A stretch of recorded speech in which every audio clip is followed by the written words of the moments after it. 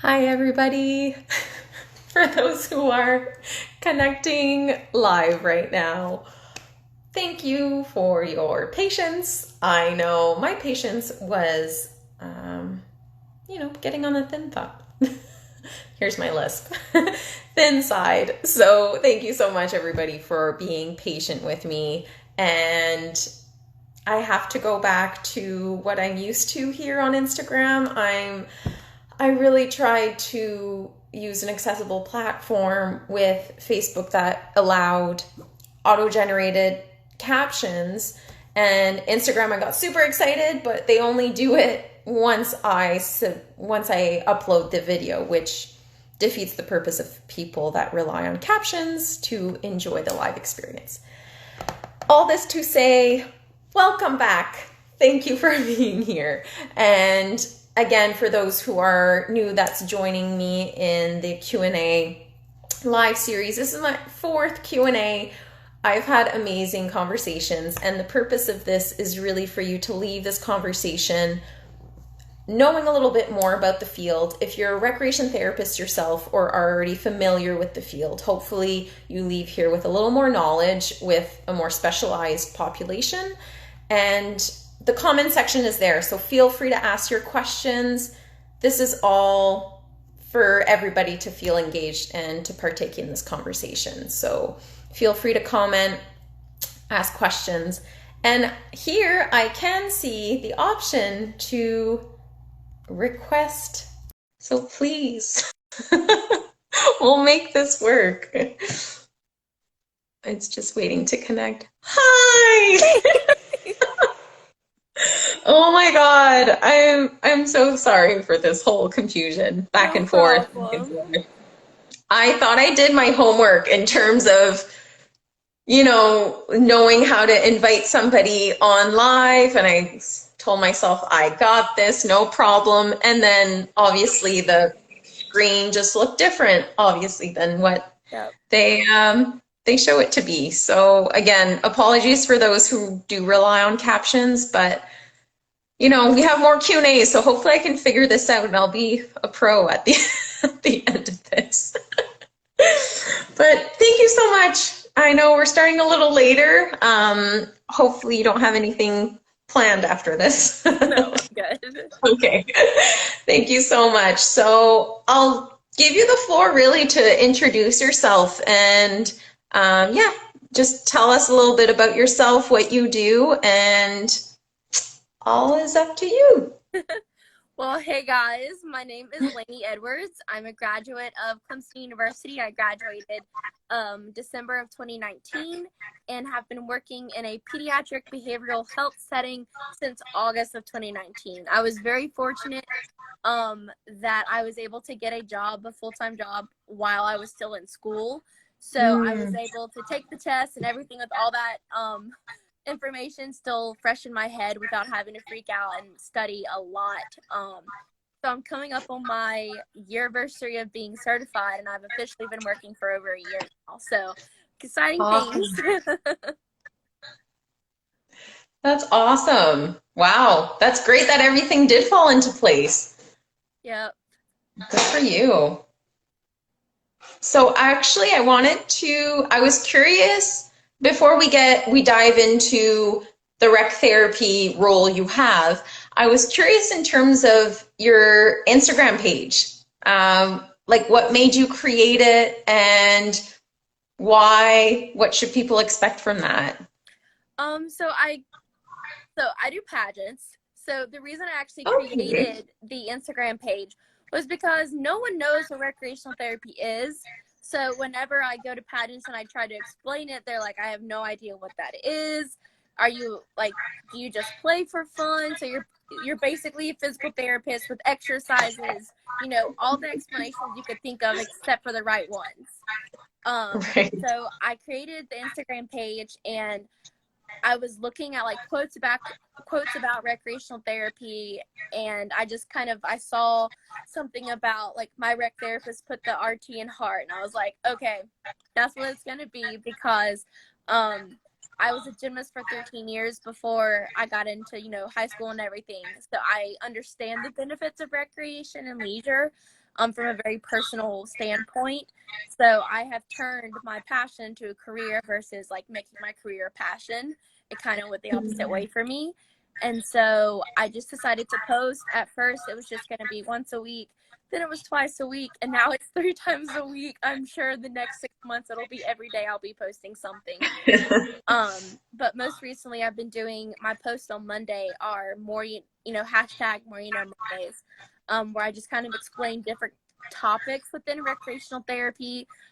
This coming Monday, I think I'm going to do like a post about like NCTRC terms, so like how we define health, how rec therapists define well-being, what participation is versus, just sitting there and not doing anything. Just kind of the basics. If you take your intro to rec therapy course, that's basically what I'm trying to do with the Instagram page. That's awesome. Yeah, I love following your page. So for those who don't know it, it's just at putting the RT in heart. So that's a great caption for sure. Thank you. And if anyone's wondering out there, yes, it's orange and purple because I did graduate from Clemson. So my heart is with RT, but it's also with representing. Yeah. Understandable. So what got you, since you're pretty a fresh grad, as I am, I graduated in spring 2019. Mm-hmm. So what got you into recreation therapy? I actually went into college as pre-physical therapy. I had been dead set on being a physical therapist since I was in 3rd grade. So like 10 or 11, I was like 110% like, I'm going to apply to this school. I'm going to do my clinical hours here, like dead set. I had my whole entire life planned out. And then I actually got to college and things are different in the real world, living away from your parents and everything. And I actually needed the service of rec therapy myself. And then as a patient, I was like, this is actually kind of cool. So I took like the intro class and kind of learned a little bit more about it. I was very lucky that my cousin, Abigail Wiles, now Abigail Wiles Thompson, go follow her on Instagram. She also just started her own official business. It's called Luna Lifestyle. But I was very, very lucky that she was already at Clemson as a rec therapy major. So I got into rec therapy kind of one step ahead of everybody else kind of in my cohort because my cousin had been through, the intro classes. At that time, she was 2 years above me. So she graduated and got her master's while I was still kind of in school. So I got to see that whole process. I got to see her internship experience. And then I had I had my own internship experience. And it wasn't until I went to Pyeongchang. I actually was very fortunate enough to go on a study abroad trip to Pyeongchang, the Paralympics, as a thing with Clemson, that I knew 100% that I was, going to be rec therapy versus physical therapy. I fell in love with the atmosphere there and how much everybody cared about the athletes from they're international professional athletes. They're not just having fun. Like they're there competing, and without rec therapy, that wouldn't have been there because a lot of athletes are, retired. They're veterans. So we got to talk and meet with them. And my dad actually just recently retired from the Army after 30 years. So it hit home, but it also kind of settled me down on, okay, rec therapy, that's what I'm going to do. That's a great story. That is great. Well, and I'm curious too, I know we have a couple people that aren't even graduated yet that are either still experiencing the internship or are looking into it. So given that the internship was a little more fresh for you, do you have any insight or any tips for people that are getting into their internships? Yes. So I had my internship planned out. Same thing like with the PT school. I knew exactly where I wanted to go. I knew who my supervisor was going to be. I had my apartment and everything. But then the agreement fell through with Clemson and that facility. So I was about a month away from starting my internship with no internship. So my number one advice is don't be dead set on one specific population or one specific facility. Keep your mind open, because up until my internship, I wanted nothing to do with behavioral health. I wanted nothing to do with mental health. I was purely wanting to do like physical medicine and rehab. But then the cards kind of fell the right way. At the time, I thought it was the wrong way. But definitely now that I can look back and say, if it weren't for my internship, I wouldn't be where I am now, as a clinician, or just the fact that I was able to get a job before graduating. That wouldn't have happened without that experience that I had from my internship. Good advice. Keep an I open think mind that, with everything. yeah, things always end up working out, for your own benefit without you realizing it's for the best. But I'm really glad you had a good experience. Thank you. Yeah. And so with the population you're working with in pediatric and behavioral health, what's the most interesting thing that you've learned about that population? I don't necessarily know if it's an interesting thing, but they really are. I did my internship with adults in substance use and abuse. And, those people, you could look at them and clearly see who wanted to be there to get better and who was there because they were court ordered or their family said, hey, you have a problem, you need to leave. But something that's been, at least interesting for me is that a lot of the kids that I work with, they may not necessarily have, a diagnosis of like ODD or anything crazy. They could just, have that one episode of depression where they had a suicide attempt or something like that, and they just immediately sent them to our facility versus, trying to process doing outside work. And then the kids end up being there for, 6 months. It's been kind of heartbreaking to kind of watch that unfold. But you really do get to see the transformation from when they first come in versus when they leave, when they discharge. That's a heartwarming part, being able to see that full change, especially with everything on social media. Kids are very influenced by how social media portrays, lives, and the Kardashians have a huge social media presence, and that's kind of an ideal lifestyle, ideal body type. So to have these 10-year-olds coming in and seeing that, and then they think, oh, I'm not worthy enough, I'm not anything that they are, so what's the point of me being here? I'm really working on their self-esteem, their self-confidence, but also getting to have fun while doing it. Yeah, that's crucial at a younger age, especially.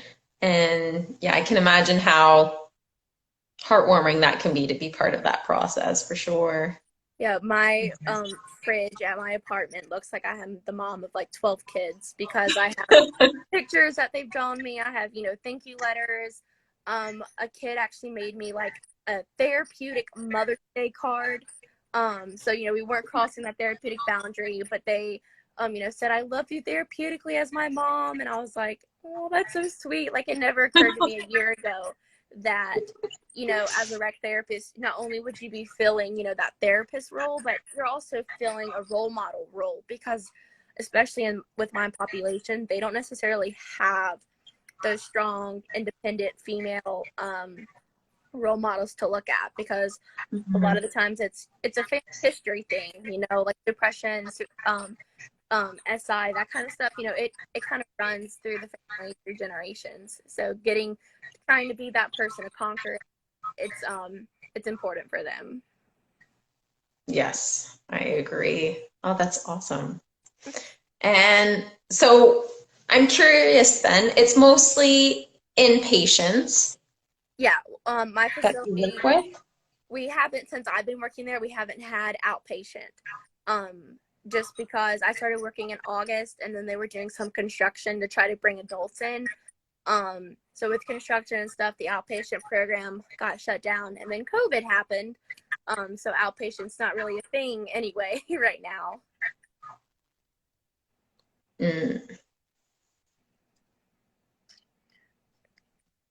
Oh yeah, we have a question here. I thought it lagged for a bit, but I was like, yeah, we got a question. So the question is, what type of outside work would you like to see being done before going into the facility? So before people with a diagnosis or just have an episode like you explained. So something that I think is really important is the family getting more educated about, the diagnosis.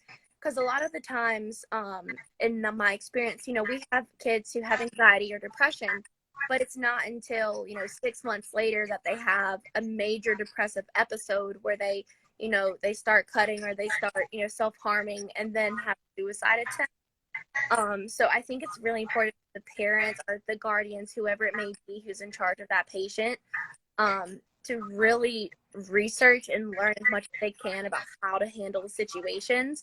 And if somebody already has a diagnosis, especially on our acute program, we see kids come in 6 times since I've been there. There's no reason a kid should be in and out of an acute program 6 times. Obviously you can't force a kid to take their medication if that's what works for them. But if parents were becoming more educated on how to handle behaviors, how to talk about certain things, I think that would be, a really good strategy, especially for outpatient as well. Because the idea as a rec therapist, as whatever you are in the health field, is you don't want to see your patient again. You want, once they discharge, you want to know that you've done everything you can to send them out into the real world for them to live with their high quality of life. And if you're only helping the patient, you're not helping the family, you're not educating the family, then you're not doing your job. That's my opinion. Anybody out there who, has something different, that's okay. But I just feel we're about whole person wellness. Well, part of a person is their family. So, you treat the family, you treat the patient, you've done your job. I completely agree. Yeah, that was a really good question, Linz. Thank you. I completely agree because that's something that I learned through my practice where it was really helpful where we reviewed. So on our unit, we kind of cover various diagnoses. So we covered, for example, the standards of practice for each diagnosis. And a reoccurring theme, just like you shared, is that holistic approach, the including the environment, the caregiver, and the family members included in the person's care. Because you're totally right. If that one person has all the knowledge and education but isn't motivated or needs that support and they don't know how to do that, I feel like that just sets them up for failure, unfortunately. And again, we can't choose a family, we can't choose a support system, so we can only do the best we can. But I love what you share because education is key, 100%. Yes. And it can prevent a lot of, future readmissions and really having a basic understanding. I think something that was really interesting that has just started when I started my job was a resource finder. So when clients would come, automatically with their admission, they'd have a resource finder with general information, and then it's up to the therapist and the team members to include handouts in what education they want to provide. And more importantly, it's more difficult to, if you spend an hour session with your client, especially if it's in pediatrics, right? They probably won't explain things the same way you probably would explain to the parent or the caregiver, right? They're doing this the whole time. Like, oh, yeah, the wall's purple today. Like, that's great. What did you say? Yeah, exactly. So definitely valuing that therapeutic value, where the client might not necessarily clue in right away, but having that support is oh, I can't even say it better in better words, but I've noticed the success, especially the success of the client.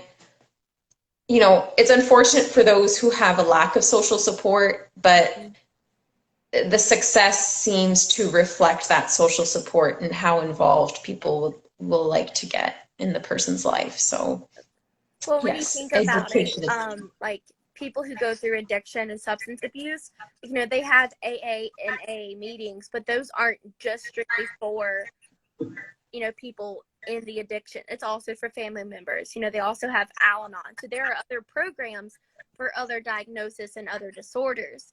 So, Mhm. the more normalized mental health and behavioral health gets, we may get to the point where it could be common knowledge that there are support groups versus having to hand out a binder. But for now, we are kind of stuck in a situation where we have to hand out the binder. You have to handwrite or type up, information. You can't just give them a list of places and expect them to go there. You have to tell them why they should go there, and that thing.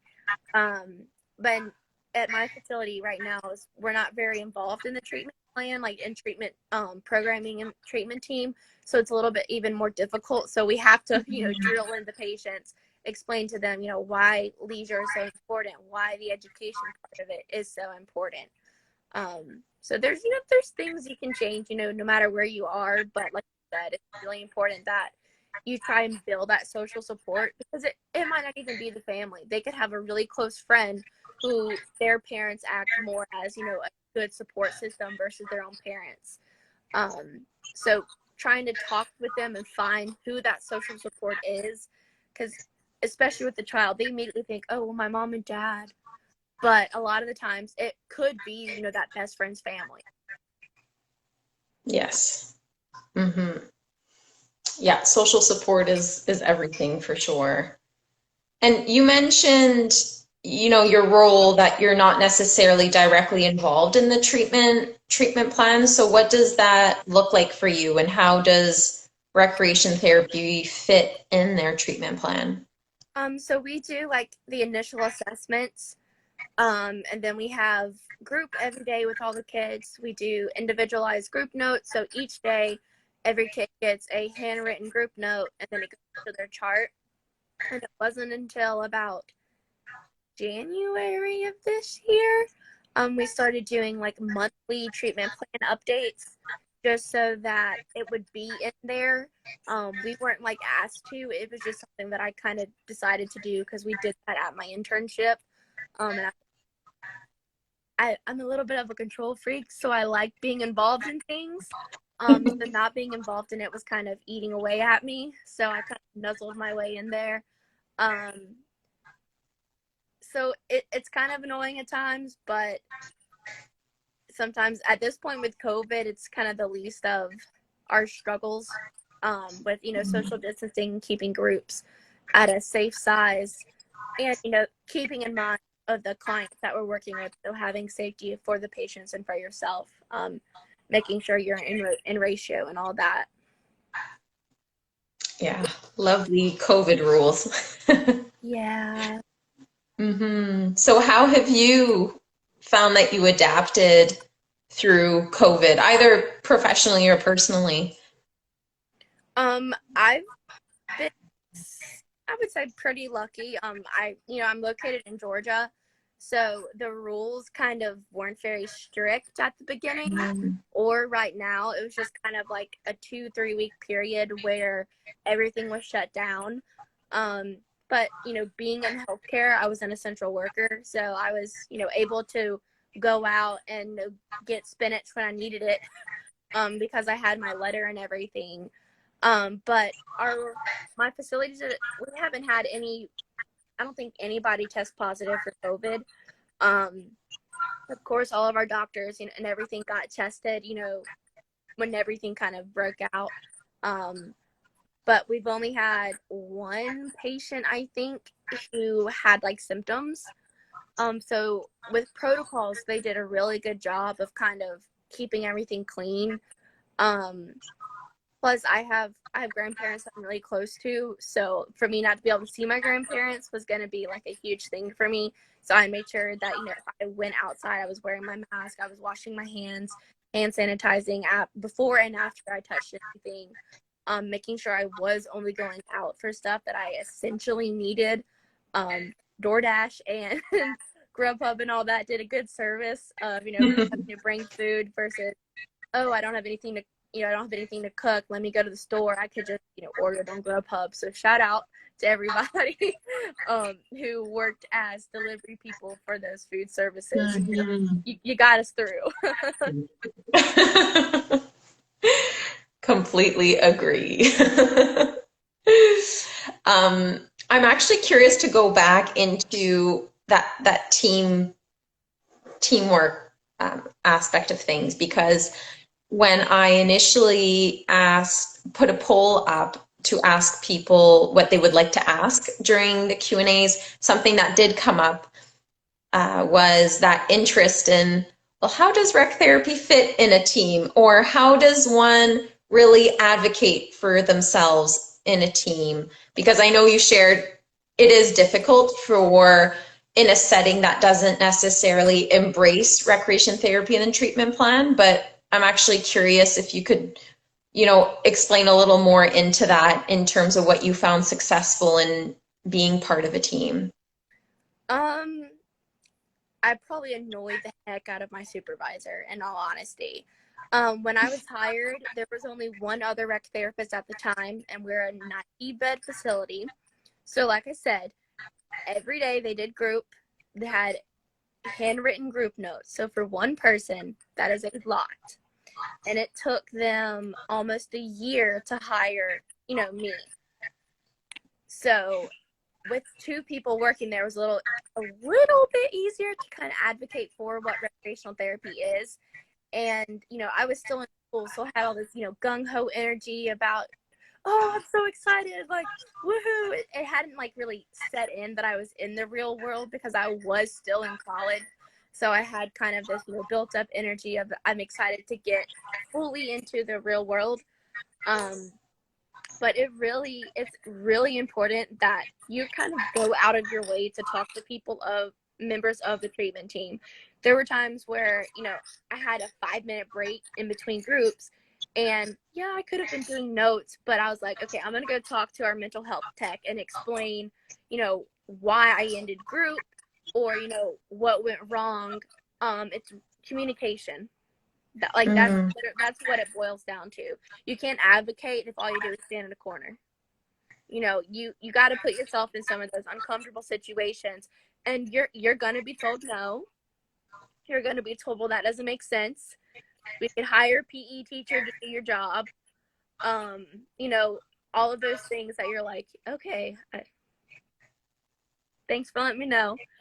Um, but it really just boils down, if you're confident in who you, not even as a rec therapist, but if you can be confident in who you are and what you know, then you can go to anybody and talk about rec therapy. Mhm. I know with Clemson, and I'm sure this is, you know, a thing kind of nationwide about rec therapy, is, you know, you need to have that elevator speech about rec therapy and about, you know, why you do it, because you can recite the actual definition of rec therapy, but if you don't have your own reason for why you got into this profession, why you do what you do, and a lot of the questions that I get, why pediatric behavioral health? Like, nobody wants to work there. You know, the kids are crazy. They're gonna attack you. Um, and yes, like, I've been attacked. I've had my hair pulled. I've been punched. But I still, you know, I still love what I do. You know, it's worth it. So I think it's important that when you are placed in those situations that are uncomfortable, no matter what it is, that you prove to whoever it is that, you know, you're there for a reason. You're not there just for fun and games.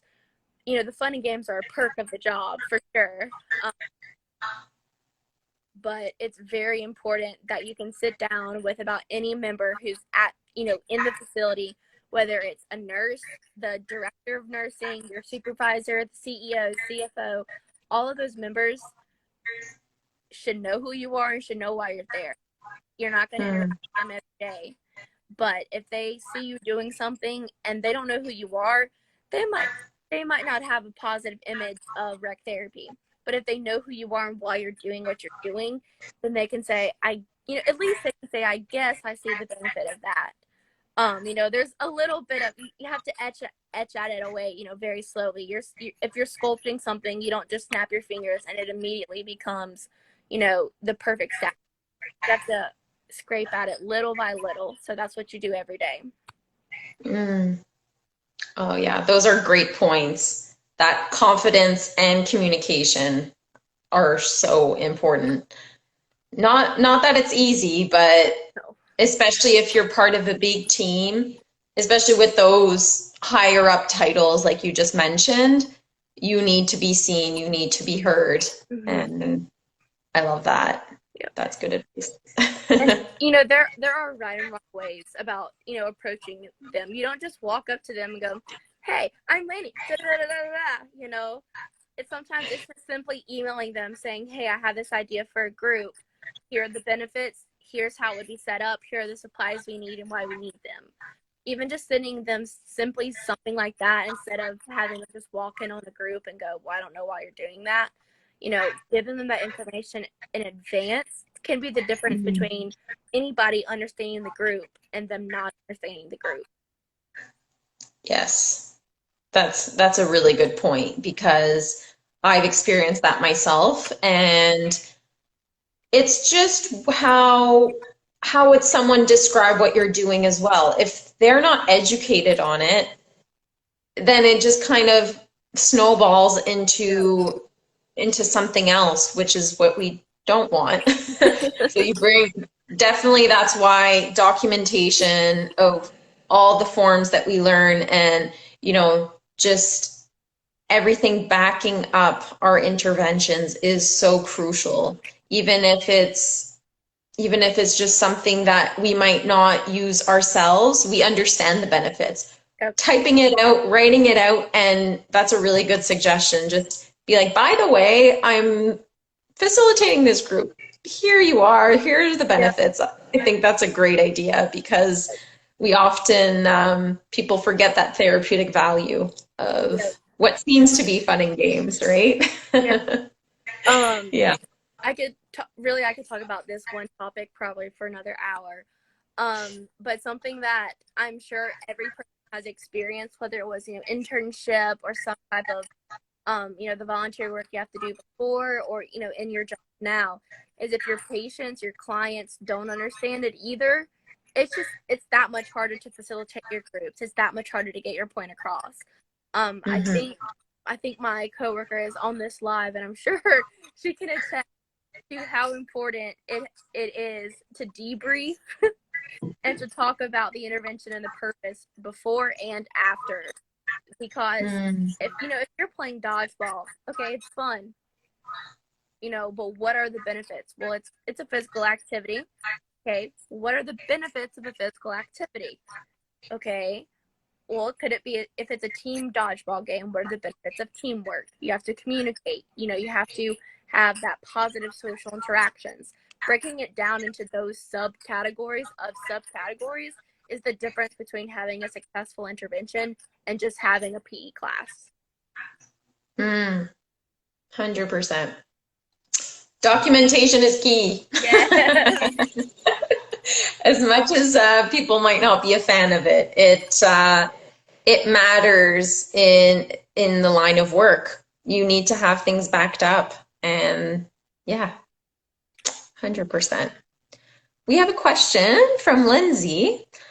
In your experience, what is the most common misconception about rec therapy? You're the fun and games person. all you do is color pages and play games with the kids. Okay, so maybe I do, but there's always a purpose to it. I've actually been called out by some of my other coworkers who have told me, well, you're not even doing your job. All you're doing is sitting there writing. Yeah, I'm doing documentation. If I don't do this, then I'm not, I'm not upholding the standards of practice. I'm not, upholding the NCTRC values. If all I did was sit here and watch them, then okay, yeah, I would be a PE teacher. But it's having that education to back it up. I think people don't realize that it's a 4-year education and a national certification. I think they just kind of hear the word recreation and think it's something you can get in a 2-year degree. And there's nothing wrong with that. There are professions out there where you can go to, get an associate's degree, and do just fine with that. There's nothing wrong. But then you have PT, you have physical therapy that requires 4 years and, physical therapy school. You have OT, speech language pathology, and child life that's, 4 years of, at least getting your prerequisites and then another 2 years. So it's not just showing up to work and doing your job. You have at least 4 years of background of why you're doing your job. And I think that's kind of, I don't necessarily think it's a misconception, but it's just their, stereotype of what the word recreation means. So a lot of the times if I'm explaining it to somebody, I don't say recreation therapy, I'll say therapeutic recreation, because if they hear that word therapeutic first, then they're in a different mindset. It's a lot different than going, oh, I'm a recreational therapist. If you're a recreational therapist within a facility or around people who know what it is and who understand it, you're going to have a way easier time explaining why you're there and what you're doing. But especially if you're like me and you're new, coming into a facility where they have only ever had one rec therapist, they don't see the benefit of having two. The other members didn't see the benefit. Well, so, she's been doing it, for a year. Why does she need a person now? So explaining it in a way that makes your profession seem the most professional, I think that is where you get between, I'm a PE teacher versus a type of therapist. Yes, I totally agree. And I think it just goes back to that education piece, right? And this is why we have this platform to advocate and to have these discussions where there are a lot of misconceptions, but there's a lot of just no basic knowledge of what this entails. So this is always good to spread the word. 5 years ago, I had no idea what recreational therapy was. 4 years ago, I didn't. I didn't officially change my major until my sophomore year. I went through an entire year of college not knowing what it was. I honestly had that belief of, oh, my cousin plays games. I had that mindset. It wasn't until I sat down and, took that first intro course and got educated. You can't explain something to somebody if they're not educated on the subject. So, if they're not educated, then you have to step in and be that teacher, that teaching role.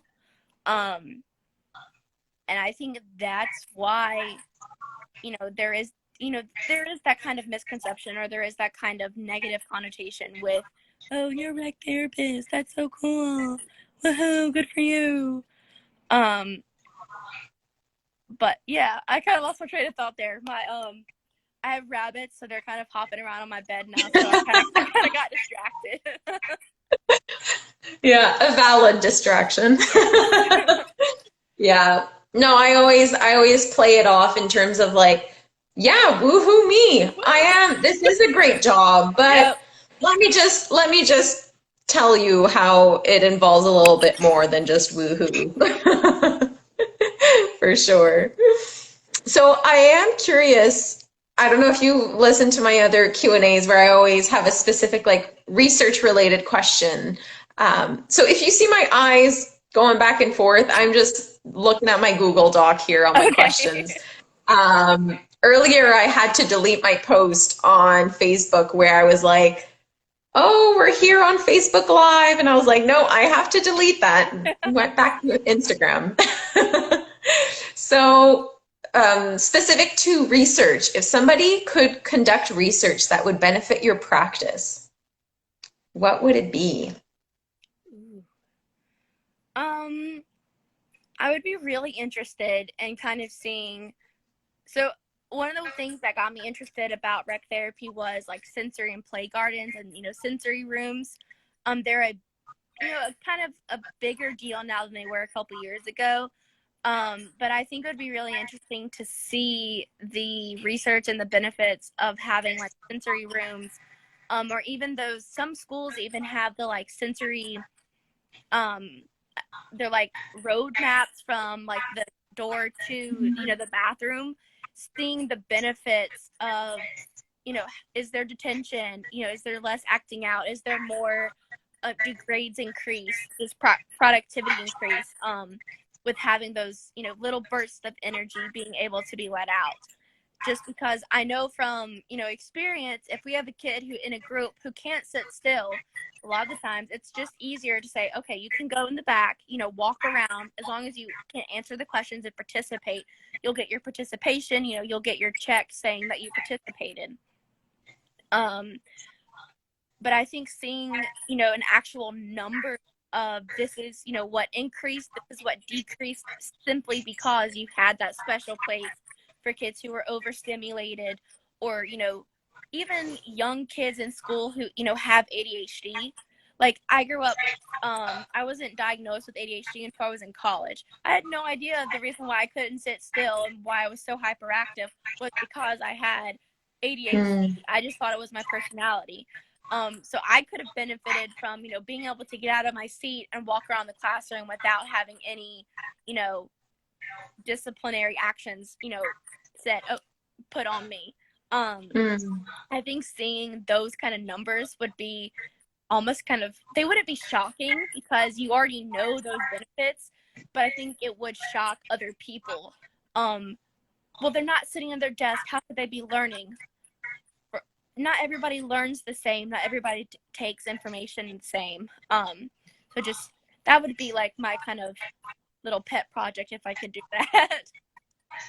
Yeah, that's a great one. I think, like you said, sensory rooms and, you know, sensory interventions that way are definitely a lot more popular, if you will, in the field. Just, and I think again, it just goes back to more understanding and that knowledge that, like you mentioned, everybody learns in different ways, and we need to pay attention to all. We have five senses, and Yep. like five, not one, not two. All these senses need to be ignited, Yep. and not always all at once, because that can be overwhelming for a lot of Right. people, but to understand the value of each sensory stimulation is massive. So I would definitely love to see that research as well. Do you guys have any sensory rooms or anything in that nature where you work? Not like a room, but it's very easy to tell, at least for me, when a kid is starting to get, you know, frustrated or aggravated, especially if they've been there a long time, just by their body mannerisms, how they kind of change how they speak and interact with each other. So it's not necessarily like a sensory room, but if I notice it, then I will kind of, you know, I'll take that kid aside and say, hey, do you need to do something else? Do you want to walk around? Because a lot of the times, you know, they have been kind of punished or disciplined for, you know, getting up in the middle of class, or, you know, having those outbursts, if they weren't in a controlled environment. So a lot of the times they're not going to come up and ask you, hey, Miss Laney, can I have a stress ball to squeeze if they don't already have one? No, they're, you know, keeping it in because they don't want to be seen any weaker, any more differently. Because there's still those negative connotations around, you know, mental and behavioral health, even at a young age, that they understand that, which is, you know, a whole nother topic to talk about. um, but it's just being in tune with your patients and being in tune with kind of your own five senses, you know, being able to tell if somebody start talking faster like this because they're, you know, they don't know what they're doing, or if they, you know, slow down because they're nervous, or if they start fidgeting. Even sometimes if we're coloring, somebody might be really focused in on it, and then they get distracted or they go color out of the lines and they'll break a crayon, and you're like, nothing's going to happen because you broke a crayon. But then now they're agitated, so all they want to do is, you know, start more conflict or something. So, you know, being able to see that and notice that, is almost in my kind of, area, pediatric behavioral health is almost a little bit more important, I think, than having those rooms, but being able to be in tune with it. Oh, for sure. Yeah. I'm just going to mention because we had a couple people join in. So if there's the comment section, if ever you do have any questions for Laney, who works in pediatric behavioral health. So feel free to ask some questions as we continue our conversation here. So I am curious, in terms of interventions that you do you have a favorite one? I'm a physical activity girl, so anything that I can participate in myself is my favorite. I am not very artistic. I have an eye for design, but I cannot draw to save my life. So I get very frustrated with those types of interventions too. Even just making examples, I'll get frustrated with it. So I like being able to play with the kids because for me, they see that I'm taking, an active role in their treatment plan rather than just, sitting there and watching them. Mm. I've They just seem more in tune, more, willing to participate if they see you participate. And they'll ask me if something's wrong if I don't participate in one of the physical groups. Miss Lane, are you okay? Does something hurt? Like, what's wrong? A lot of the times it's just that I have, a lot of group notes to do that I, can't participate. But I'm definitely known as the person who's going to participate and not go easy on them just because they're kids. Like, if we're playing dodgeball, I'll throw at them and they'll throw at me. It's kind of nice because with those kind of physical interventions, you're on an even playing field. They're not really seeing you as, somebody who affects their treatment plan. They're seeing you as somebody who's caring about their treatment plan, which in their mind are two different things, but in our minds, it's one thing. Mm-hmm. How much I care about your treatment affects your treatment plan. But they might not see it like that all the time. For sure. And you mentioned the group notes. So I'm just curious because I'm not familiar, with that field, with working in pediatrics and all. So you mentioned after every group you have to write a note, and you give it to the participant. Yeah. So prior to group, we prepare the group notes, which have at the top, it's like how they interacted with each other, how they what their mood was, what their affect was, their level of participation. And then there's a little blurb about the group. So, what the group is, the benefits of it, and then whatever type of group it was, whether it was, teamwork, communication, physical activity,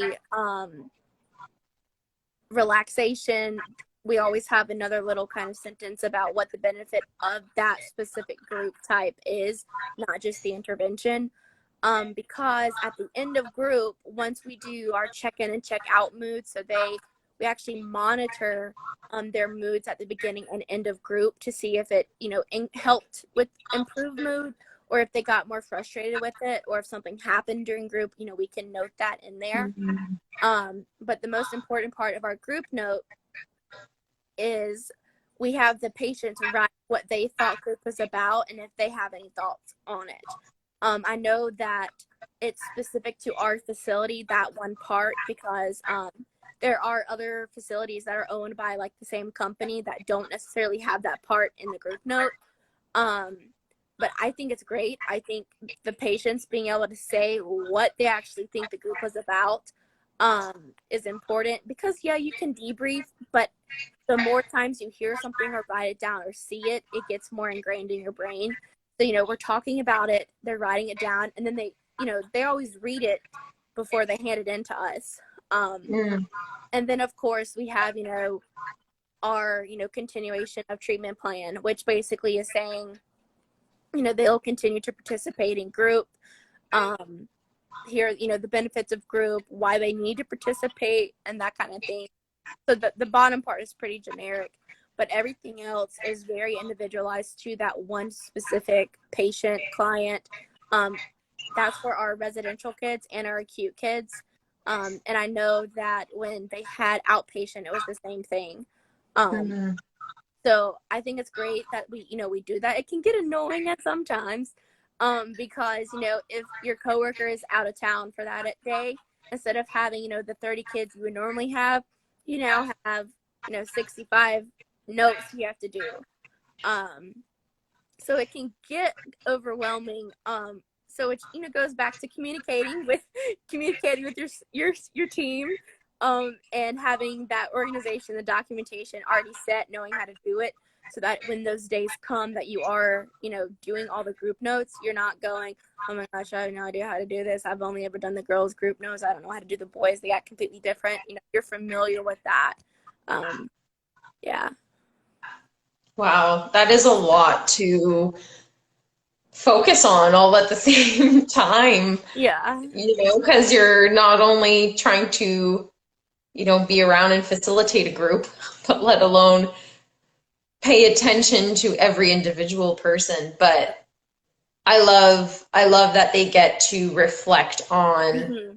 the group themselves, because like you said, part of the education piece is definitely being able to participate in it and verbalize those Hmm. pieces. So that's pretty great. Yeah, I don't mind doing the daily documentation because it's a lot easier to write progress notes, the Mhm. monthly or even weekly notes, if you have those individualized everyday notes. So even if we didn't do, the individualized notes, me being the type A person I would still have a list of all of our patients, and I would still, write little tidbits of, okay, well, they didn't participate, they sat on the sidelines because they said, today's their anniversary of, their mother passing away or something like that. Because the kids are pretty open about that kind of stuff. If you notice that, they're normally very active in participating and then they kind of drop down.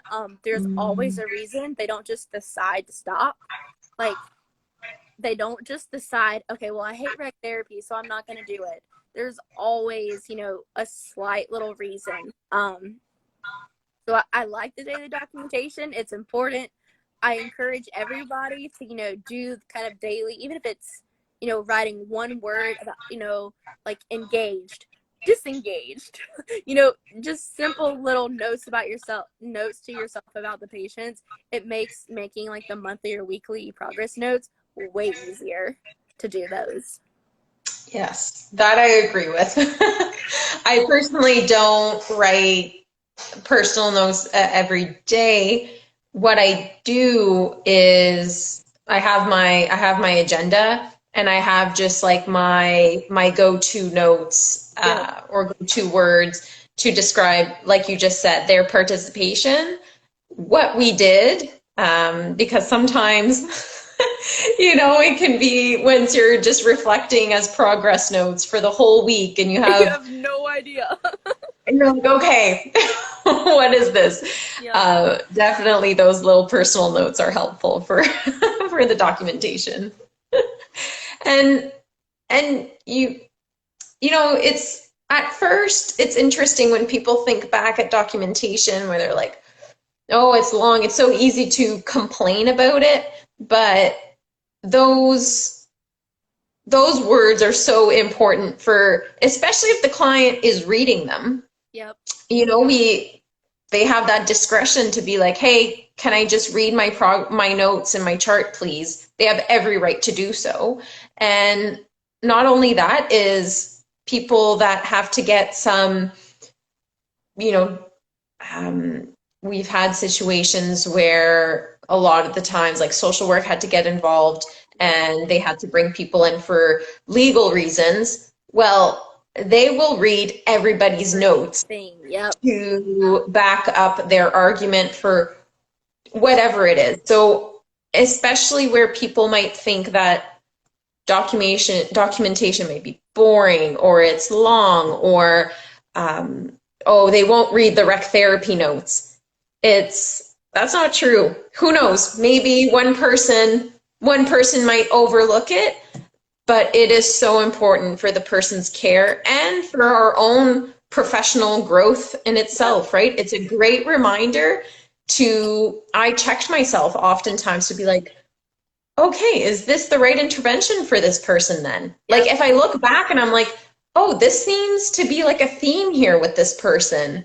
I would have never clued in had I not documented that Right. or had I taken the time to reflect on those notes. So the fact that you do daily, especially with children, right? It can fluctuate and there's a reason behind it. And such a good point. There's a reason behind it. So being able to go back and pinpoint on that day or that time of day is so important. Well, and it even goes back to like advocating for yourself and for rec therapy. If you're doing French half-ass notes, people are gonna think that's what rec therapy is. You know, if you're the only rec therapist there and they don't know any difference, if they see that all you're doing is, writing one sentence, patient was there and participated, that's a lot different than saying patient had, a positive affect. He was interacting with his peers, as evidenced by he ran into somebody and said he was sorry. Having those individualized notes, whether it's, weekly, monthly, or, daily, it's not only important for the treatment, but it's important advocating for yourself, because if you don't do those things, even if it's not in your job description, it should be in your professional mindset. That's personally, maybe you're not required to do certain things for your job description, but NCTRC has those standards, and in order to grow as a clinician, as a recreational therapist, you want to meet those standards, because if not, you're going to go to you could do, one of these events like we're doing now, a live thing. You can go to a conference and somebody's going to ask you a question. And you're going to say, oh, we don't do that at my facility. Oh, we don't do that. Are you doing recreational therapy, or are you doing activity therapy? It's that's a very thin line, but it's very easy to cross over if you're not doing your job by upholding those national standards. There's a reason there's a national certification. It's not just there for, them to go, okay, well, we have this many people take the test and this many people pass. They set those standards for a reason, because that's our standard of care. Oh, I totally agree. And it's exactly that as well, what you just shared in terms of being able to explain what you do or make sure that you are up to those standards of practice. I think that people won't take our interventions seriously if we don't take them seriously either. So it's definitely something that, even if it's not our favorite thing, I personally found documentation very challenging at first, but that's why we have internships. Right. And that's why that is the crucial time I got in my head. That's why it was such a great experience for myself. I was in my head. I was like, well, I'm not getting paid for this. I'm here to learn. So when you learn, you ask questions. So I was asking so many questions, and I had the best supervisor. Shout out Georgina Megans from Halifax. It's just great where if you don't ask, you don't know. And it's really, what do you want to focus on here? It's a trial and error. It's like any skill. You just have to practice. But as a student, embrace that you don't know it all. And as a professional, you don't know it all either. And you just keep learning, and hopefully you're in a positive team environment that you can still ask as a professional and feel comfortable saying, I don't know what I'm doing here. Can you help me out? Like I still ask my coworker, like, can you just review my notes here? Does this make sense? Am I portraying the right message here? Because, I own that I'm a lifelong learner, professionally and personally. Right. And we should all own that, because it shows in our work, and people definitely will see that. Oh my God, time flies. I have a timer here. that shows that there's 20 seconds remaining. Oh. And if not, they're gonna cut us off. So what I might do is just end this one and we can just tie on to another one just so we Okay. can like officially finalize it. Okay. Okay, hang on.